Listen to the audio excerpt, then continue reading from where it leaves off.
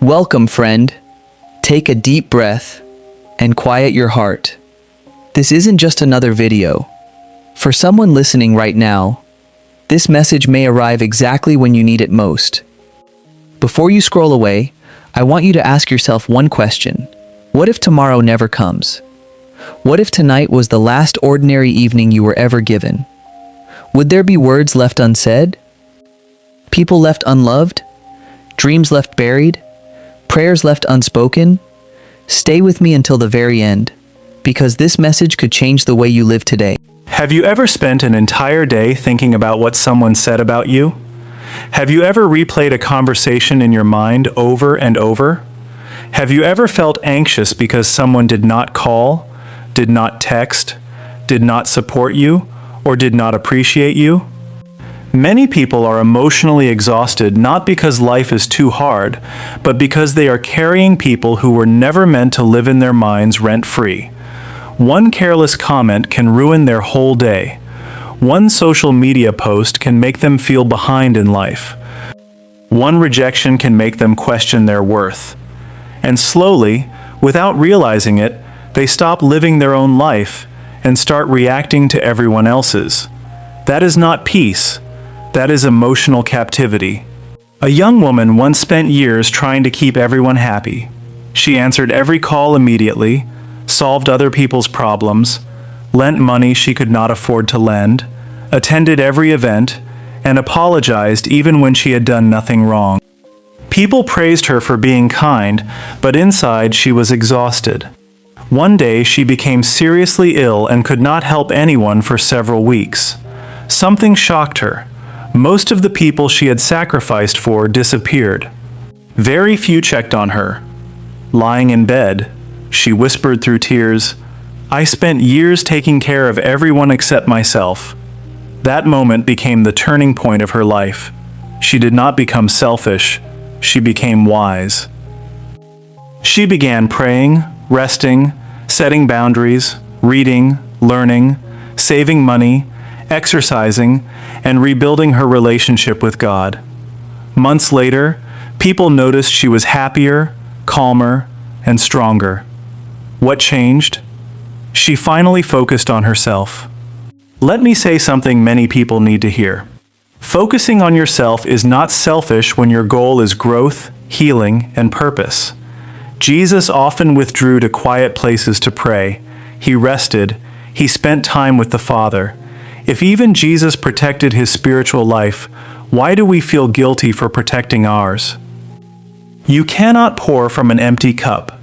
You cannot give peace if you have none. You cannot lead others while neglecting your own soul. Taking care of yourself is stewardship, not selfishness. Social media has created a dangerous illusion. We compare our ordinary moments to other people's highlight reels. Someone buys a car, we feel behind. Someone gets married, we feel late. Someone travels, we feel unsuccessful.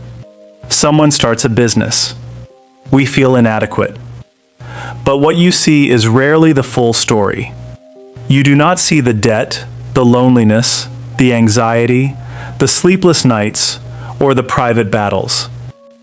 Galatians 6:4 says, "Each one should test their own actions." God did not ask you to live someone else's assignment. A mango tree and an orange tree grow differently, yet both fulfill their purpose. Stop measuring your journey with another person's clock. Imagine carrying a bucket of clean water. Every unnecessary argument is like someone throwing dirt into it. Not every message deserves a reply. Not every insult deserves a defense. Not every misunderstanding deserves a war. Mature people learn the power of silence. Proverbs says, "A gentle answer turns away wrath." Sometimes the strongest response is not retaliation, it is restraint. Ask yourself before every conflict, will this matter 1 year from now? If the answer is no, do not sacrifice your peace for a temporary emotion. A man had a friend who only called when he needed money, favors, or help.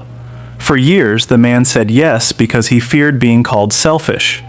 Eventually, his own bills piled up, his family suffered, and resentment grew in his heart. One day he kindly said, "I cannot do that this time." The friend became angry and disappeared.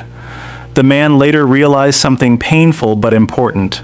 A relationship that survives only when you constantly sacrifice yourself is not a healthy relationship.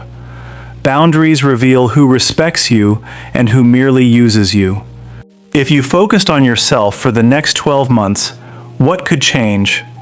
You could read books, learn a skill, save money, improve your health, strengthen your faith, heal from past wounds, start a business, develop discipline, become emotionally mature.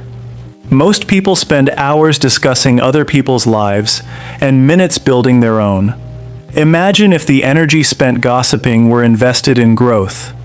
Your future is built by what you repeatedly do today. Many people enter new relationships carrying old pain. They expect a new person to heal wounds they never addressed. A healed heart loves differently. It does not beg for attention. It does not panic when someone is distant. It does not lose its identity in order to be loved. Spend time understanding your patterns, fears, and triggers. Pray, reflect, journal, seek wise counsel. Healing is not weakness, it is preparation. One reason people become obsessed with others is that they have not discovered their own mission. When you have no direction, every distraction becomes attractive. Ask yourself, what has God placed in my heart? What gifts do I have? What problem can I help solve? What kind of person do I want to become? Purpose gives focus. Focused people have less time for unnecessary drama. People-pleasing may win temporary approval, but it often costs authenticity. You say yes when your heart says no. You smile while hurting. You agree while disagreeing. You hide your needs to avoid disappointing others. Eventually, you become a stranger to yourself. God cannot bless the mask you wear. He blesses the person He created you to be. Imagine waking up tomorrow and deciding, I will stop begging for attention. I will stop comparing my journey. I will stop explaining myself to people committed to misunderstanding me. I will use my energy to build my life, my faith, my health, my family, and my future. That single decision could change everything. Peace begins the moment you stop making other people the center of your emotional world. For the next 30 days, spend 30 minutes daily in prayer or quiet reflection. Read 10 pages of a good book each day. Limit social media comparison triggers. Exercise or walk for at least 20 minutes. Save a small amount of money weekly. Write down 3 things you are grateful for every night. Say no to at least one unnecessary obligation. Work on one personal goal consistently. Small, consistent actions create remarkable transformation. Jesus said, "Love your neighbor as yourself." Notice the assumption, you must have a healthy relationship with yourself in order to love others well.